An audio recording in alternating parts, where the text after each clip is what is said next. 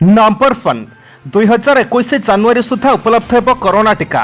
स्वास्थ्य मंत्री हर्षवर्धन आसंता वर्ष जानुआरी सुधा देश में कोविड-19 टीका उपलब्ध हेब बोली स्वास्थ्य मंत्री हर्षवर्धन आशा प्रकाश करिसेंति।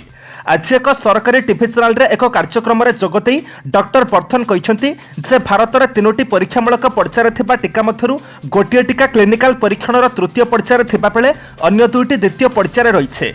से कहते एबे गोटिए टीका तृतीय पर्याय परीक्षण पई अनुमति पाइছে। एपर्यंत प्रस्तुति भल भाव अग्रगति करुছে और जदि आगामी दिन में ताहा सेभली सफल भाव में अग्रगति करे तेबे आसंता वर्ष जून और जुलाई पूर्व देश में 400 ରୁ 500 नियुत डोज कोविड टीका उपलब्ध हेब। एही साक्षात्कार समय से देशवासी को कोविड निर्देशावली अनुसरण करने को अनुरोध करिसेंति। नंबर 2 29 रे आउ एक लघुचाप पूर्व केन्द्रीय बंगोपसागर पुणी एक लघुचाप क्षेत्र सृष्टि हेबानी संभावना रही। आसंता 29 तारिख में बंगोपसागर और संलग्न उत्तर अंडमान सागर में यह लघुचाप हेबार आशंका देखा देइछे। एहार प्रभाव में राज्यर किछि स्थान में प्रबल वर्षा हेबार संभावना रही। एने आज भारतीय पाणीपाग केन्द्र पक्षरु सूचना दिया जाइछे।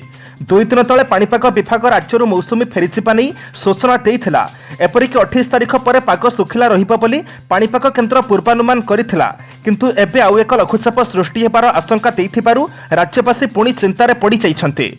नंबर 3 सीमार थिबा जवानक पई दीपटिए चालंतु शॉपिंग करुथिले स्वदेशी जिनिस किणंतु। मोदी मन की बात कार्यक्रम में प्रधानमंत्री मोदी दशहरा अवसर में देशवासी को अभिनंदन जणाइछन्ति।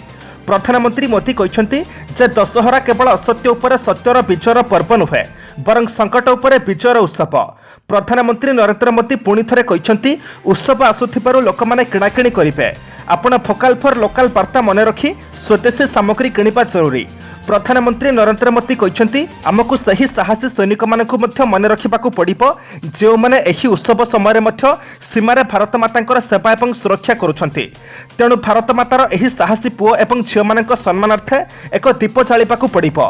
मु मोर साहसी सैनिक मानक कहवाक चाहे जे जदिओ आपण सीमार अच्छा समग्र देश आपण सहित अच्छा मु सही परिवार बलिदान को शुभेच्छा जनाऊँगी जार पुओ और झील आज सीमार अच्छा। नंबर 4 श्रीमंदिर खोलिबा दाबी दीपदान।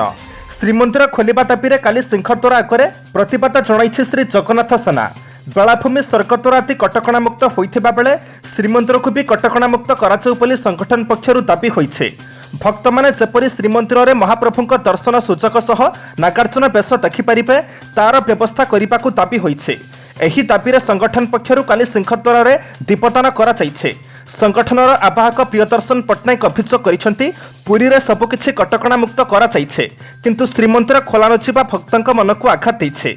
जदि श्रीमंदिर को भक्तंकु प्रवेशर अनुमति मिलु नाही तेबे कार्तिक मासरे श्रीमंदिर बाहर बेढ़ा परिक्रमा करिपार सुजोग मिलु। स्वतंत्र व्यवस्था करी अरुण स्तंभरु पतित पावनंकु दर्शन पई भक्तंकु सुजोग मिलु। जदि मुख्यमंत्री बेढ़ा परिक्रमा करिपारुछंती केंद्र मंत्री अरुण स्तंभरु महाप्रभुंकु दर्शन करिपारुछंती तेबे भक्तंकु भी एही सुविधा मिलु।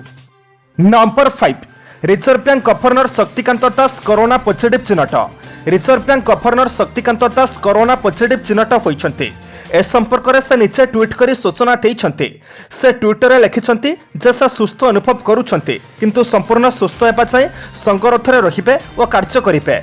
गत किछि दिन मध्यरे जो माने तांको संस्पर्श रे आसिछन्ते सेमानकु कोविड परीक्षा कराइबा पई से परामर्श देइछन्ते। से ट्वीट करी कहते जे रिजर्व बैंक दैनंदिन कार्य जारी रहिबो।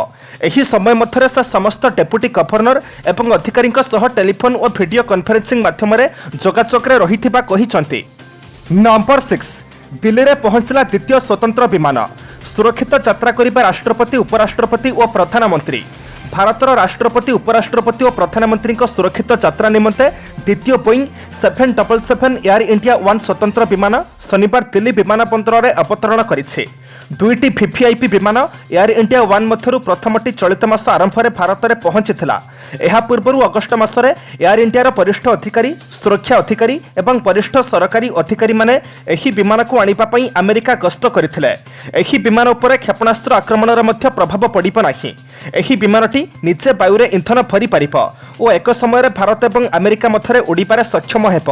विमान मध्य एक ऑफिस एवं एक मीटिंग रूम मध्य रहिछे। एथिरे आधुनिक एवं सुरक्षित उपग्रह जोगाजोग व्यवस्था मध्य रहिछे। नंबर 7 भिजिलेंस एवं दुर्नीति निवारण जातीय सम्मेलन उद्घाटन करिबे मोदी। प्रसंग सतर्क भारत समृद्ध भारत। प्रधानमंत्री नरेंद्र मोदी चलित मास 27 भिडियो कॉन्फ्रेंसिंग जरिए विजिलेंस और दुर्नीति निवारण जातीय सम्मेलन को उद्घाटन करेंगे। एथर विषय वस्तु रही सतर्क भारत समृद्ध Bharat. Central bureau of investigation CBI द्वारा प्रतिवर्ष अक्टोबर 27 रु नवेम्बर 2 मध्य जातीय सम्मेलन आयोजन कराई। एही तीनिदिनिया सम्मेलन में विदेश में अनुसंधान आह्वान, आगुआ सतर्कता, आर्थिक अंतर्भुक्तिर व्यवस्थित उन्नति एवं बैंक ठकई रोकिबा, प्रभावशाली ऑडिट, दुर्नीति निवारण आईन एवं दक्षता विकास प्रसंग उपरे आलोचना हेबार कार्यक्रम रही। दुर्नीति मुकाबिला क्षेत्र में प्रतिषेधक व्यवस्था अपणाइबा निमंते एही सम्मेलन नीति निर्माता और निर्धारक सुजोग देव। केन्द्रमंत्री डॉक्टर जितेंद्र सिंह मध्य उद्घाटनी अधिवेशन को संबोधित करेंगे। एही सम्मेलन में विभिन्न केंद्रीय एजेंसी प्रतिनिधि माने मध्य अंश ग्रहण करेंगे। नंबर 8 जुक्त 2 रे खाली पड़ी 1.25 लाख सीट। राज्य विद्यालय और गणशिक्षा विभाग अधीन कनिष्ठ महाविद्यालय अर्थात उच्च माध्यमिक विद्यालय जुक्त 2 स्पॉट नाम लेखा सरीपा परे राज्य में मोट 1,25,019 सीट खाली रही। चलित शिक्षा वर्ष 20,000 छात्र छात्री स्पॉट रे नाम लिखाई। 2032 कनिष्ठ महाविद्यालय समुदाय 4,42,782 सीट मध्यरु 3,17,763 सीट पूरण होइछे। 2 दिन पूर्वे माध्यमिक शिक्षा परिषद HSC बोर्ड सप्लीमेंटारी परीक्षा फल प्रकाश पाइछे। फल प्रकाश पाइबा परे विभाग पक्षरु खाली थिबा सीटर नाम लेखा पई प्रक्रिया आरंभ होइछे। नंबर 9 चीन सीमा निकटरे शस्त्र पूजा कले राजनाथ। कहिले इंचे जमीर मध्य सुरक्षा करिबा भारतीय सेना। प्रतिरक्षा मंत्री राजनाथ सिंह रविवार दिन दार्जिलिंगर सुकना युद्ध स्मारक में श्रद्धांजलि अर्पण करिसेंति। एही अवसर में सिक्किम ठारे चीन सीमा निकटरे से शस्त्र पूजा करिसेंति। पश्चिमबंग और सिक्किम को 2 दिनिया गस्तर जाइथिबा श्री सिंह सीमा सड़क संगठन BRO द्वारा विकल्प अलाइनमेंट गैंगटक नाथुला सड़क को उद्घाटन करिसेंति। प्रतिरक्षा मंत्री राजनाथ सिंह एही अवसर में कहिसेंति जे भारत चाहुछे चीन और भारत सीमा शांति बजाय रहिबा उचित एवं उत्तेजना दूर हेबा आवश्यक, किंतु मु संपूर्ण भाव में निश्चित जे आमर सेना काहाकू 1 इंच जमी उपरे अधिकार करने को अनुमति देव नाही। नंबर 10 को जीवा पूर्व आपण मानक अनुरोध भिडियोटी को शेष पर्यंत देखंतु, कारण भिडियोर शेष रही आज राशिफल। किंतु ता पूर्व भिडियोटी को लाइक कर दिंतु, कारण आपणकर गोटे छोट लाइक आमको नूतन भिडियो बनैबा पई प्रोत्साहित करिथाय। नंबर 10 सुस्थ होई डाक्तरखाना फेरिले क्रिकेट तारका कपिल देव। किंबदंती क्रिकेट तारका तथा पूर्वतन भारतीय कैप्टेन एवं संपूर्ण सुस्थ अछंती एवं आज तांको डाक्तरखाना विदाय दिया जाइछे। ट्वीट करी एक कथा सुनिश्चित करिसेंती देवंकर पूर्वतन टीममेट चेतन शर्मा।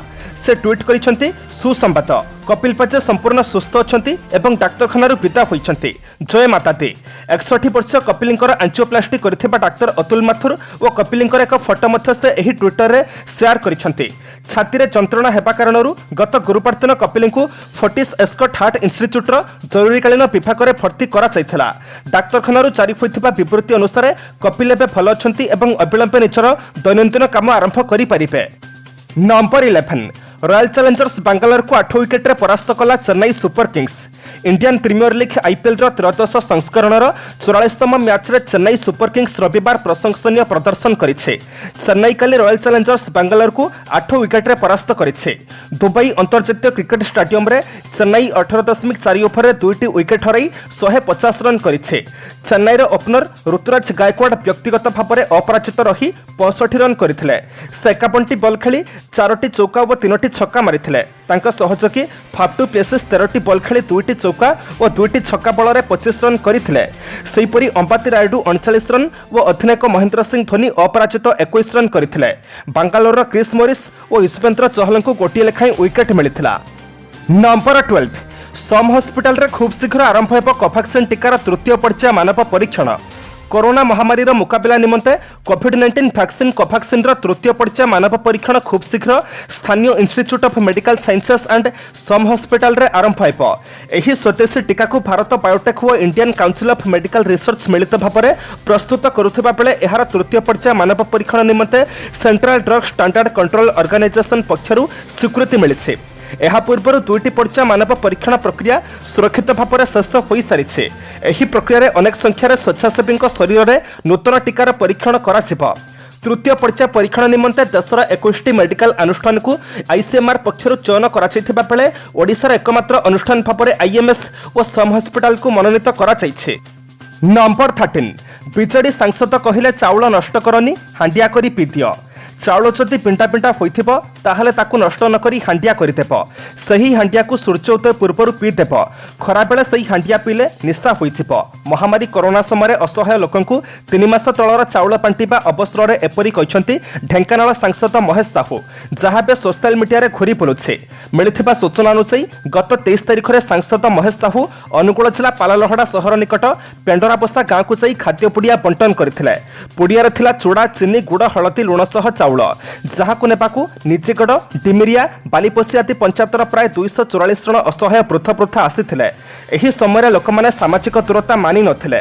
ଚାଉଳ ବଣ୍ଟନ ବେଳେ ଶ୍ରୀ ସାହୁ କହିଥିଲେ, ଚାଉଳ ବେଶୀ ଦିନ ରହିଗଲେ ପିଣ୍ଟା ପିଣ୍ଟା ହୋଇଯାଏ, ତେଣୁ କୌଣସି କାମରେ ନ ଲାଗିଲେ ତାକୁ ହାଣ୍ଡିଆ କରି ପିଇଦେବ, ନହେଲେ କାଞ୍ଚି କରି ପିଇଦେବ। ଏହି ଚାଉଳ ପ୍ୟାକେଟଟି 3 ମାସ ତଳର ବୋଲି ସେ କହିଥିଲେ। ତେବେ ସାଂସଦ ଜାଣିଶୁଣି 3 ମାସ ତଳର ଚାଉଳକୁ ବାଣ୍ଟିବା ଓ ଗରିବ ସହାୟଙ୍କ ପ୍ରତି ଏଭଳି ଦାୟିତ୍ୱହୀନ ମନ୍ତବ୍ୟ ଦେବାର ଭିଡ଼ିଓ ଏବେ ସୋସିଆଲ ମିଡିଆରେ ଭାଇରାଲ ହେବାରେ ଲାଗିଛି। ନମ୍ବର 14, ଚାଇନାକୁ ଡଭାଲଙ୍କ କଡ଼ା ଚେତାବନୀ, ସ୍ୱାର୍ଥ ପାଇଁ ନୁହେଁ, ମହତ୍ ଉଦ୍ଦେଶ୍ୟରେ ଲଢ଼ିବୁ। ପୂର୍ବ ଲଦାଖର ଲାଇନ୍ ଅଫ୍ ଆକ୍ଚୁଆଲ କଣ୍ଟ୍ରୋଲ LACରେ ଉତ୍ତେଜନା ଜାରି ରହିଥିବା ବେଳେ ଚାଇନାକୁ କଡ଼ା ଚେତାବନୀ ଦେଇଛନ୍ତି ଦେଶର ଜାତୀୟ ସୁରକ୍ଷା ପରାମର୍ଶଦାତା ମୁଖ୍ୟ ଅଜିତ ଡୋଭାଲ। ସେ କହିଛନ୍ତି, ଯେଉଁଠି ଭାରତ ବିପଦ ଅନୁଭବ କରେ ନିଶ୍ଚିତ ଭାବରେ ଲଢ଼େଇ କରିବ, କିନ୍ତୁ ଏହା ବ୍ୟକ୍ତିଗତ ସ୍ୱାର୍ଥ ପାଇଁ ନୁହେଁ, ବରଂ ମହତ୍ ଉଦ୍ଦେଶ୍ୟ ପାଇଁ ବୋଲି ସେ କହିଛନ୍ତି। ଆଜି ଆମେରିକାର ବୈଦେଶିକ ମନ୍ତ୍ରୀ ମାଇକ୍ ପମ୍ପିଓ ଏବଂ ପ୍ରତିରକ୍ଷା ମନ୍ତ୍ରୀ ମାର୍କ ଏସ୍ପର ଆସୁଛନ୍ତି। ଏହି ସମୟରେ ଦୁଇ ଦେଶ ମଧ୍ୟରେ ଦ୍ୱିପାକ୍ଷିକ ଚୁକ୍ତି ହେବ ବୋଲି ଜଣାପଡ଼ିଛି, ଯେଉଁଥିରେ ଚାଇନା ମୁଖ୍ୟ ମୁଦ୍ଦା ରହିଛି। ଆମେରିକାର ଏହି ଦୁଇ ପ୍ରମୁଖ ନେତା ଡୋଭାଲଙ୍କୁ ଭେଟିବାର କାର୍ଯ୍ୟକ୍ରମ ରହିଛି। ତେବେ ଭେଟଘାଟ ପୂର୍ବରୁ ଡୋଭାଲଙ୍କ ମନ୍ତବ୍ୟ ଚାଇନା ପାଇଁ କଡ଼ା ଚେତାବନୀ ବୋଲି କୁହାଯାଉଛି। ନମ୍ବର 15, ଏଣିକି ଆର୍ମି କ୍ୟାଣ୍ଟିନ୍ରେ ମିଳିବନି ବିଦେଶୀ ମଦ। ସ୍ୱଦେଶୀ ସାମଗ୍ରୀର ଚାହିଦା ବୃଦ୍ଧି କରି ଆତ୍ମନିର୍ଭର ଭାରତ ଗଠନ କରିବାକୁ ପ୍ରତିରକ୍ଷା ମନ୍ତ୍ରାଳୟ ବଡ଼ ପଦକ୍ଷେପ ନେଇছে। ଏଣିକି ଆର୍ମି କ୍ୟାଣ୍ଟିନ୍ ପାଇଁ ବିଦେଶରୁ କୌଣସି ସାମଗ୍ରୀ ଆମଦାନୀ ହେବ ନାହିଁ। କ୍ୟାଣ୍ଟିନ୍ ଷ୍ଟୋର୍ସ ଡିପାର୍ଟମେଣ୍ଟ ପାଇଁ ସିଧାସଳଖ ବିଦେଶରୁ ଆମଦାନୀ ହେଉଥିବା ସମସ୍ତ ବିଦେଶୀ ସାମଗ୍ରୀ ଉପରେ କେନ୍ଦ୍ର ସରକାର ବ୍ୟାନ୍ ଲଗାଇଛନ୍ତି। ଏହି ବ୍ୟାନ୍ ଲାଗୁ ହେଲେ ବିଦେଶରୁ ତିଆରି ହୋଇ ସିଧାସଳଖ ଆସୁଥିବା ମଦ ବି ଆଉ ଆର୍ମି କ୍ୟାଣ୍ଟିନ୍ରେ ମିଳିବ ନାହିଁ। ତେବେ ମଦରେ ବ୍ୟବହୃତ ସମସ୍ତ ଉପାଦାନ ବିଦେଶରୁ ଅଣାଯାଇ ଭାରତରେ ପ୍ରସ୍ତୁତ କରାଯାଇପାରିବ। ଭାରତରେ ଏହା ପ୍ରସ୍ତୁତ ହେବା ପରେ ଆର୍ମି କ୍ୟାଣ୍ଟିନ୍କୁ ଯୋଗାଇ ଦିଆଯିବ। ସୂଚନା ଅନୁସାରେ ଆର୍ମି କ୍ୟାଣ୍ଟିନ୍ରେ ମିଳୁଥିବା 5500 ସାମଗ୍ରୀ ମଧ୍ୟରୁ 420ଟି ବିଦେଶରୁ ସିଧାସଳଖ ଭାରତକୁ ଆସୁଛି। ଏହି ବିଦେଶୀ ସାମଗ୍ରୀ ମଧ୍ୟରେ ଅନେକ ଚାଇନାରୁ ମଧ୍ୟ ଆମଦାନୀ ହୋଇଥାଏ। ଆତ୍ମନିର୍ଭର ଭାରତ ଅଭିଯାନକୁ ବଳ ଦେବାକୁ ସରକାର ଏଭଳି ନିଷ୍ପତ୍ତି ନେଇଥିବା କୁହାଯାଉଛି। ଆଜି ଅକ୍ଟୋବର ମାସ 26 ତାରିଖ ସୋମବାର। ଏବେ ଆମେ ଜାଣିବା 12ଟି ରାଶିର ସମ୍ପୂର୍ଣ୍ଣ ରାଶିଫଳ। ନମ୍ବର 1, ମେଷ। ରେବତୀ ନକ୍ଷତ୍ରରେ ମଙ୍ଗଳ ଥିବାରୁ ପୂର୍ବର ସମସ୍ୟା କେତେକାଂଶରେ ସୁଧୁରି ଯାଇଥିବାରୁ ସାମୟିକ ଆଶ୍ୱସ୍ତି ଅନୁଭବ କରିବେ। ଶନିବାରର ଯୋଜନା ମୁତାବକ କାମରେ ଲାଗି ପଡ଼ନ୍ତୁ। ଅବଶ୍ୟ ଟେନସନ୍ କିଛି ମାତ୍ରାରେ କମିଯିବ। ପାରିବାରିକ ପ୍ରତିରୋଧ କାମକୁ ବିଶୃଙ୍ଖଳିତ କରିବାର ସୂଚନା ରହିଛି। ନମ୍ବର 2, ବୃଷ। ବୁଧ ସ୍ୱାତି ନକ୍ଷତ୍ରସ୍ଥ ଗୁରୁତ୍ୱପୂର୍ଣ୍ଣ ନିଷ୍ପତ୍ତି ନେବା ପୂର୍ବରୁ ପରିବାର ସହ ଆଲୋଚନା କରିବା ଭଲ ହେବ। କର୍ମକ୍ଷେତ୍ରରେ ଯେତେ ଭଲ କାମ କଲେ ମଧ୍ୟ ପ୍ରଶଂସା ବଦଳରେ ଅଭିଯୋଗ ପାଇବେ। ବନ୍ଧୁମାନଙ୍କ ସମ୍ମୁଖରେ ମନର ଦୁଃଖକୁ ଲୁଚାଇ ରଖି ହସି ହସି କଥା କହିବାର ଅଭିନୟ କରିବାକୁ ପଡ଼ିପାରେ। ନମ୍ବର 3, ମିଥୁନ। ମନ ବୁଝିଲା ଭଳି କଥା କହି ବନ୍ଧୁଙ୍କ ମନରେ ବିଶ୍ୱାସ ଜନ୍ମାଇବାରେ ସମର୍ଥ ହେବେ। କର୍ମକ୍ଷେତ୍ରରେ ଦୃଢ଼ ପୃଷ୍ଠପୋଷକତା ଯୋଗୁଁ ଆଗେଇ ଯିବେ। ଶନିଙ୍କ ସୁପ୍ରଭାବରୁ ମାଲି ମକଦ୍ଦମାରେ ସ୍ଥିତି ଅନୁକୂଳ ହୋଇପାରେ, ଯାହାକି ମନକୁ ଆଶ୍ୱାସନା ଦେବାରେ ସମର୍ଥ ହେବ। ବନ୍ଧୁମାନଙ୍କ ସହାୟତାରେ ମୂଲ୍ୟବାନ ଦ୍ରବ୍ୟ ପାଇପାରନ୍ତି। ନମ୍ବର 4, କର୍କଟ। ଅଷ୍ଟମ ଚନ୍ଦ୍ର ଯୋଗୁଁ ସ୍ୱାସ୍ଥ୍ୟରେ ଅବନତି ଘଟିବା ସହ କର୍ମକ୍ଷେତ୍ରର ସ୍ଥିତି ପ୍ରାୟତଃ ଅସ୍ଥିର ରହିବ। ଭୁଲ ବୁଝାମଣା ହେତୁ ସାଧାରଣ କଥାରେ ବନ୍ଧୁ ମୁହଁ ଫେରାଇ ନେଇପାରନ୍ତି।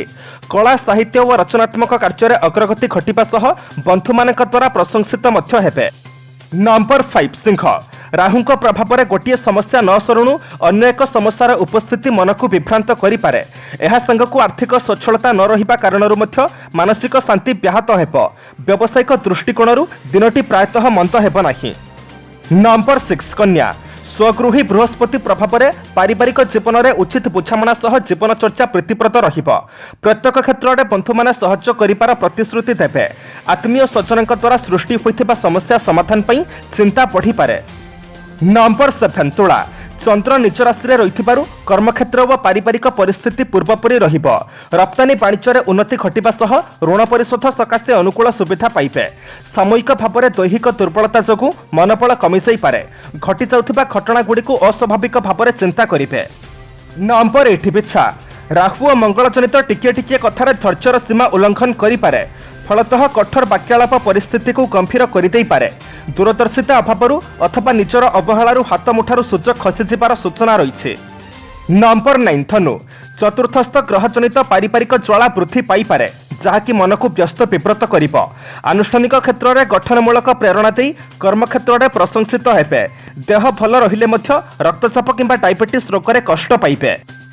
नंबर 10 मकर टेंशन लगी रहिबारु प्रत्येक क्षेत्र में सामान्य असुविधा थिबार अनुभव करिवे। प्रशासनिक क्षेत्र में केतेक प्रतिबंधक देखादेई पारे। बंधु मानक द्वारा प्रभावित होई मनोरंजन सकाशे मन पळाइबे। सरकारी साहाय्य किंबा बैंक माध्यम आर्थिक दुरवस्था को सामयिक सुधारी नेबे। नंबर 11 कुंभ राष्ट्राधिपति जो स्वास्थ्य समस्या नियंत्रणाधीन रहिबा सह चेष्टा करुथिबा कामरे आंशिक सफलता पाइबे। साहित्य कला और रचनात्मक कामरे उच्च प्रशंसा मिलिबो। भ्रमण हेतु क्लांति और अवसाद देखादेई पारे। पिलांक विशृंखलित आचरण में क्षुब्ध हेबे। नंबर 12 मीन शुक्रजनित अन्य मानक सह सुसंपर्क अभावजनित कामरे प्रतिबंधक सृष्टि होई पारे। वृथा संदेह किंबा भूल बुझामणा जनित दाम्पत्य जीवन में झड़ सृष्टिर सूचना रही। कौनसी दुरागत बंधुक द्वारा हजि जाइथिबा जिनिसर खोज खबर पाई पारंती।